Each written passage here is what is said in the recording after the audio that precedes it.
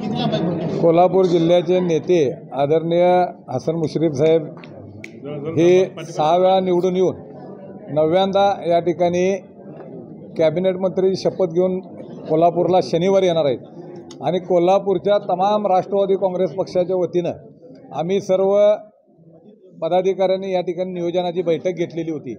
त्यामध्ये कोल्हापूर शहर असेल, जिल्ह्याचे अध्यक्ष आमचे बाबासाहेब पाटील असुर्लेकर असतील, आमचे भैया माने साहेब, युवराज बापू असे प्रमुख लोकांनी सर्व कोल्हापूर शहरातले आमचे माजी नगरसेवक आहेत, सर्व पदाधिकारी, जिल्ह्यातले सर्व माजी जिल्हा परिषद सदस्य आहेत, पदाधिकारी आहेत।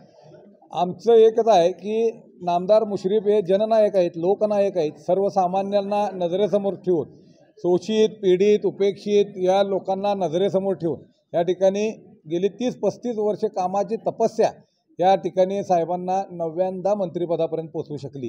हे निश्चितपणाने एक आम्हा सर्वांना अभिमानास्पद गोष्ट आहे आणि सगळ्यात महत्त्वाचं की पहिल्यांदा 9व्यांदा अशी शपथ घेणारा कोल्हापुरातला एकमेव मंत्री म्हणून साहेबांना कोल्हापूरकरांचा देखील आशीर्वाद आहे आणि एक उत्साह आहे। कोल्हापूरकर निश्चितपणानं या स्वागताच्या कार्यक्रमाला सामील होणार आहेत। शनिवारी सकाळी 10 वाजता कावळ्या नाक्याला साहेबांचं आगमन होईल।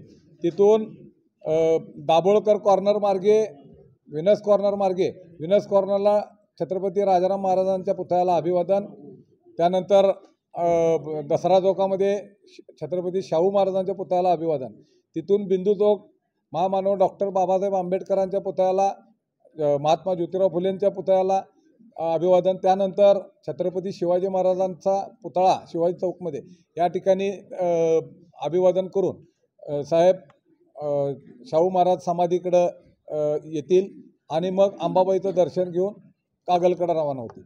तर हे करत असताना कोल्हापूरच्या सर्वच आम्ही आज राष्ट्रवादी काँग्रेस म्हणून आम्ही ठरवलेलं आहे की सर्व महायुतीचे जे काही खासदार, आमदार, जे काही जिल्हा प्रमुख आहेत, शहर प्रमुख आहेत, ह्या सर्वांनाच आणि RPIचे 2 गट म्हणजे आठवले गट आणि कवाडे गट ह्या सर्वांना एकत्रित करून निश्चितपणानं या रॅलीचं नियोजन करण्यात येणार आहे।